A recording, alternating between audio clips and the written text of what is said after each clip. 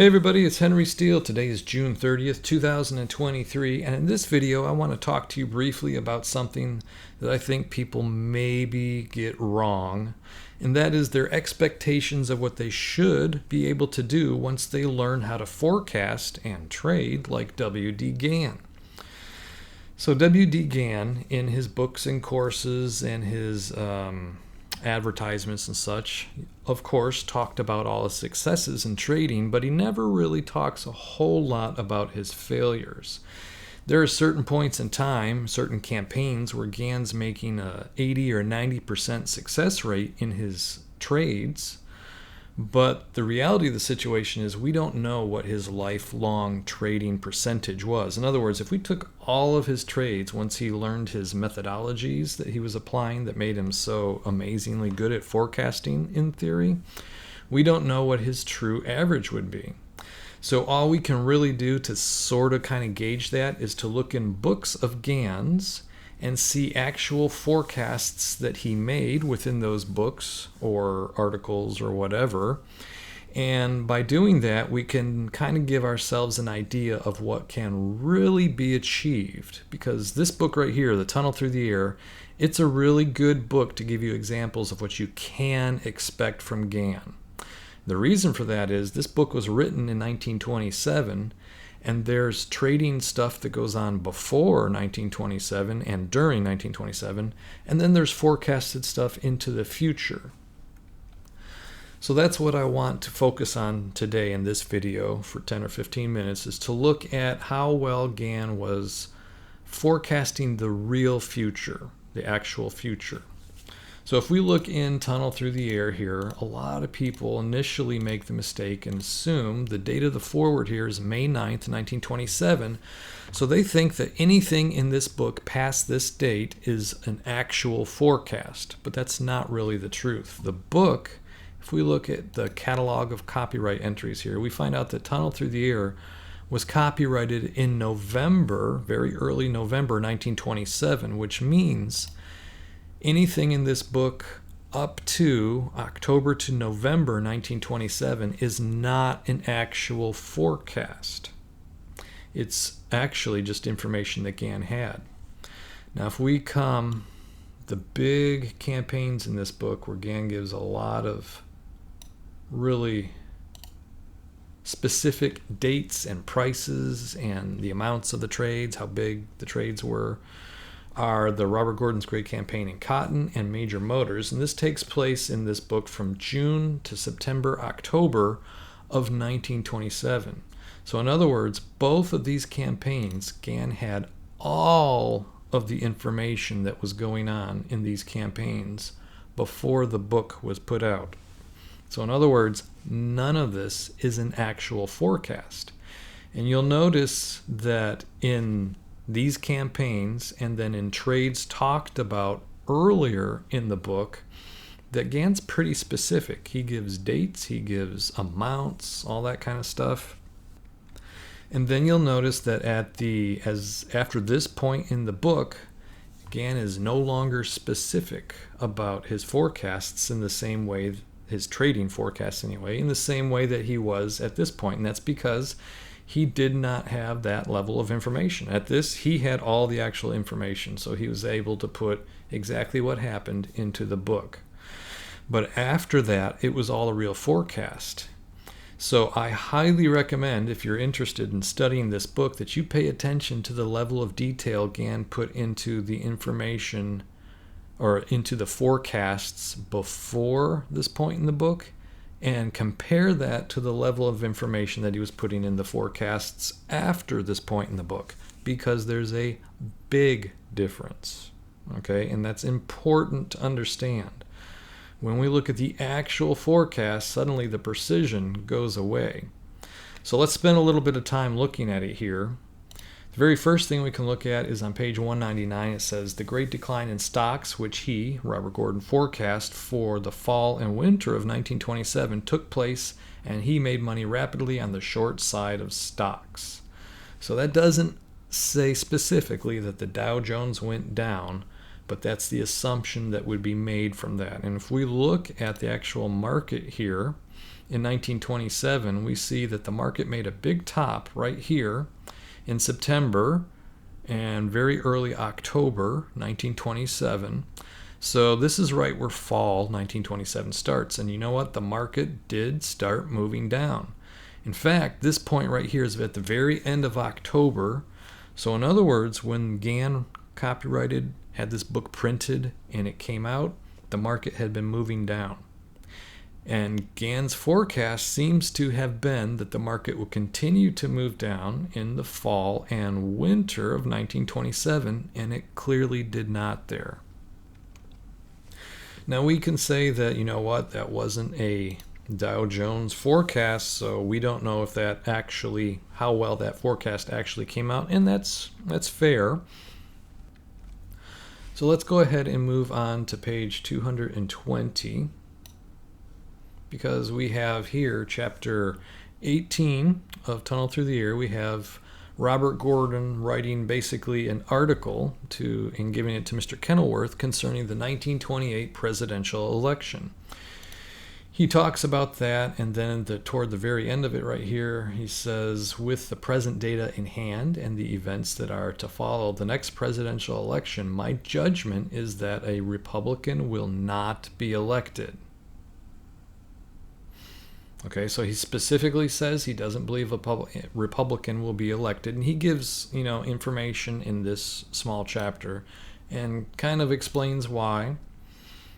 Not in great detail, but if we see here, the 1928 presidential election, Herbert Hoover was elected, and he is in fact, or was, he's no longer alive, he was a Republican. So Gann was straight up wrong about his forecast. And if you think, well, this wasn't a forecast per se. I mean, this was a forecast. In fact, if you look at the dust jacket of Tunnel Through the Air, something that's printed on the dust jacket is that there's a forecast for the 1928 presidential election, and he got it wrong. One of the things that you learn when you start learning what Gann was doing and can start to reproduce his forecasts, understand why he was making his forecasts like he was, you'll understand, well, yeah, Gann was wrong because he was basing his forecasts on these methods, and the methods worked pretty well a lot of the times, but sometimes they did not work well, so his forecasts were just straight up wrong. So this is one of those instances right there. So let's move forward to page 222 and 223, chapter 19 right here. December 1927 stocks have been declining for several weeks, right? And if we look back here, this is November. Market moves up. December, there's no several weeks of decline there. So the method Gann was using to forecast that was failing him at this point in time. So I want you to think about that. He went from being really accurate, I'm talking about Robert Gordon and therefore Gann, he went from being really accurate with all his trading stuff before those campaigns, the Major Motors and Cotton campaigns, and now the first real trading stuff that's being talked about that's actually in the future from when he was writing is already wrong. Just before Christmas, he figured that he would cover his short stocks and wait for a rally, which he expected would come in January or February. That's 1928, of course. So if we look over here, we see that there is no rally coming in January, but here toward the end of February, we get a very distinct rally that goes for a few months here. So that particular forecast turned out pretty well, but I want you to pay attention to the precision with which he was forecasting. Remember, before this point in the book, where he actually had the information, he was giving exact dates for things to happen. And here, he says, wait for a rally which he expected would come in January or February. That's not very precise. Now let's move forward to page, 239.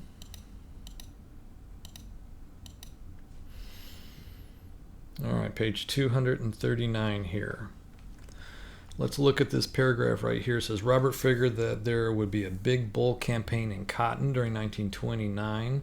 During 1928, he had closed a successful bear campaign in major motors and was still holding his Wright airplane stock, which had continued to advance, and he figured that it would have a big rise during 1929. And then it talks about his fortune piling up quickly. Again, it doesn't specifically say the general market, so we can't just go compare it to the Dow Jones there and get the exact amounts. But I will tell you that Major Motors, or General Motors, did not go down like he was expecting it to in 1928.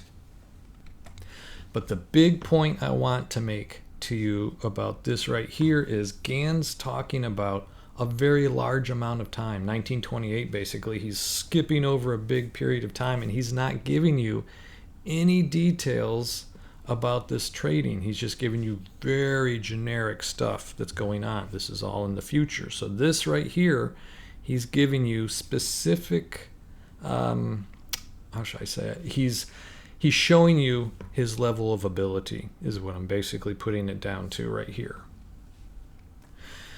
With Gann's methods, even though he might say otherwise or had in the past said otherwise, he can't tell exactly what the market's going to do all the time. He just can't. There's specific nodes in time or points in time where the likelihood of something happening becomes more, it gets higher, where he'll be more likely to be correct. And then he tests at the very beginning of that period of time, and if it works the way he's expecting it to, then he knows that that point in time is probably going to be successful, the forecast that he has for that point in time.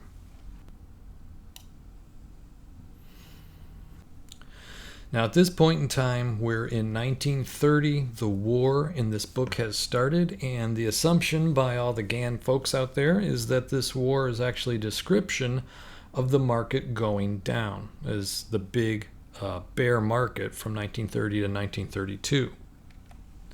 Now if we look at the Dow Jones Industrial Average here, we can go and we see that the big top comes in 1929.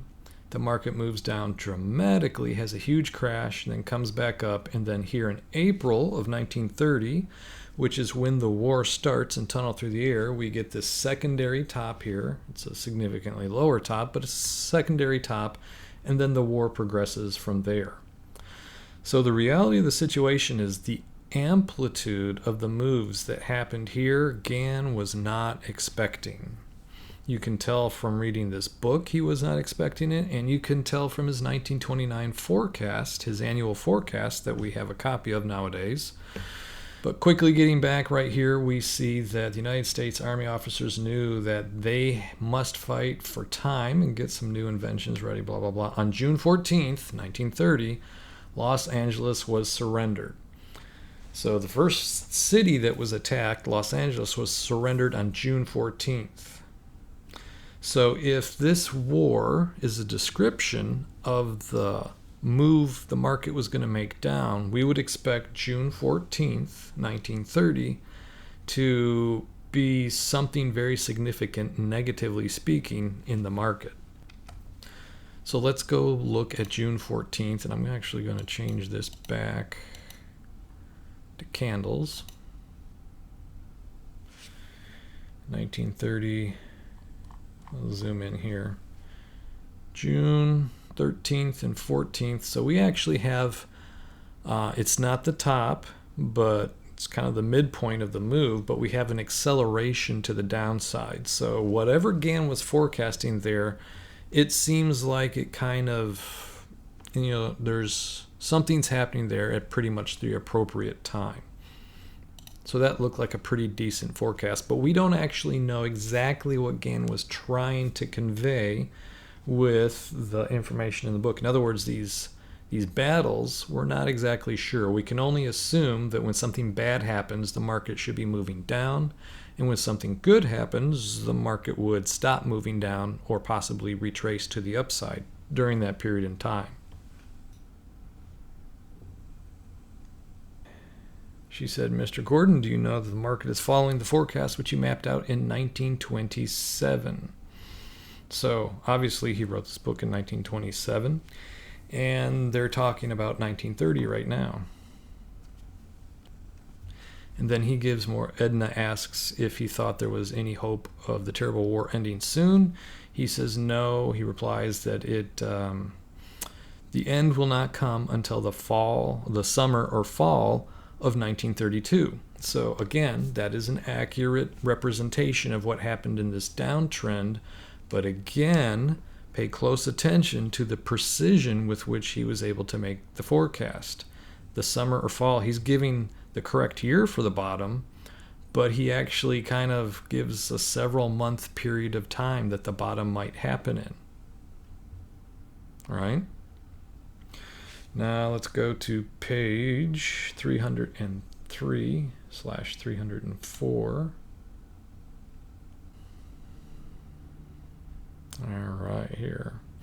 1931, after months of waiting and only a few scouting expeditions on the part of the enemy, a sudden attack occurred in March of 1931.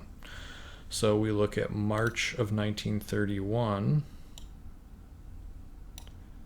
So we had sideways movement right here, not much going on for months right here.